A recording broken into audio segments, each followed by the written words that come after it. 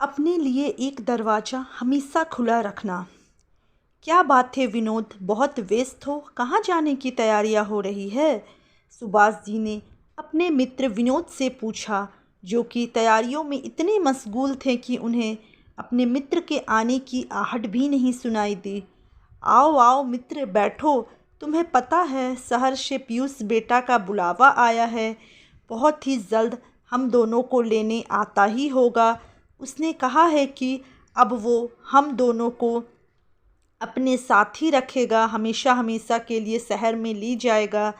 खुशी के अतिरिक्त में विनोद जी की आंखों में आंसू आ गए। अरे वाह, ये तो बहुत अच्छी बात है।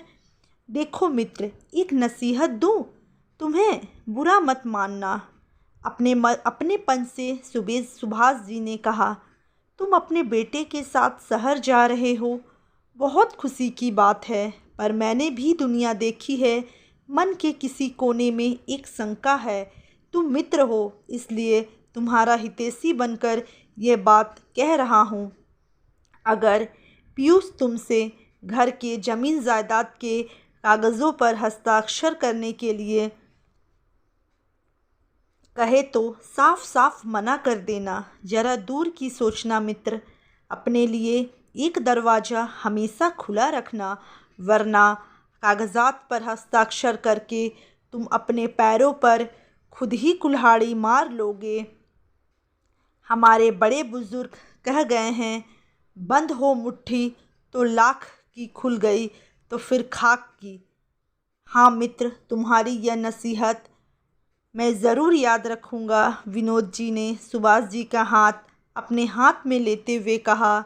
अंदर कमरे में बैठी विनोद जी की पत्नी शांता जी सब कुछ सुन रही थी। जैसे ही सुभाष जी गए, उन्होंने अपने पति से कहा, कितनी उल जुलूल बातें कर रहे हैं सुभाष भैया। अपना पीयूष ऐसा नहीं है। आप किसी भी प्रकार की दुर्भावना अपने बेटे के प्रति मन में मत लाना। आखिर माँ की ममता तो जग जाहिर है।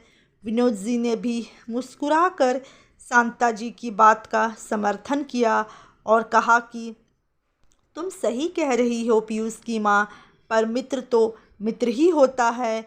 मेरा अच्छा सोचकर ही सुभाष ने अपनी भावनाएं व्यक्त कर दी। इसमें बुरा मानने वाली कोई बात नहीं है। चलो हम अपनी तैयारी अच्छे से लगा ले, पीयूष तो आता ही होगा। सुभाष जी का अंदेशा गलत ना था।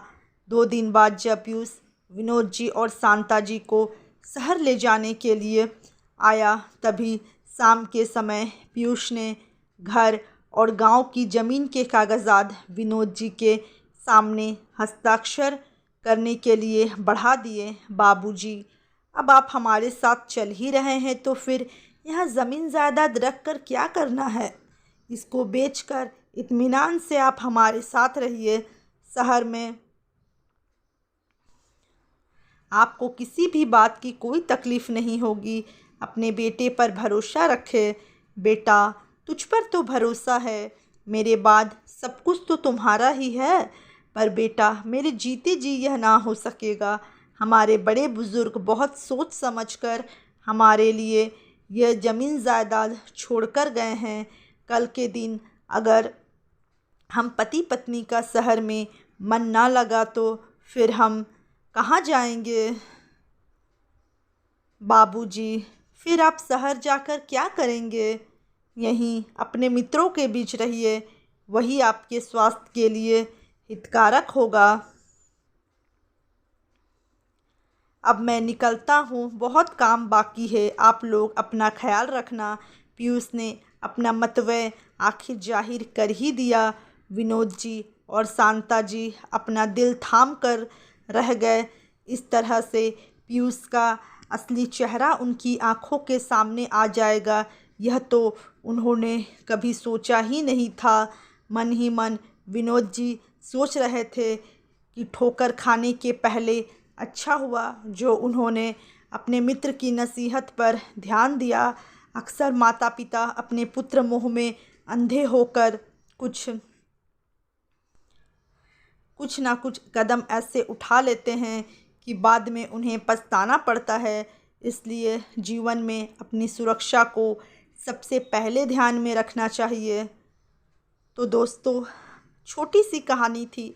अगर आप लोग को अच्छी लगी हो तो वीडियो को एक लाइक ज़रूर कर दे, और चैनल पर अगर आप नए आए हों तो चैनल को सब्सक्राइब करना ना भूलें। इसी तरह की अच्छी अच्छी फैमिली और पारिवारिक कहानियों के साथ मैं रोज़ाना आप लोगों से मिलती रहूँगी। धन्यवाद।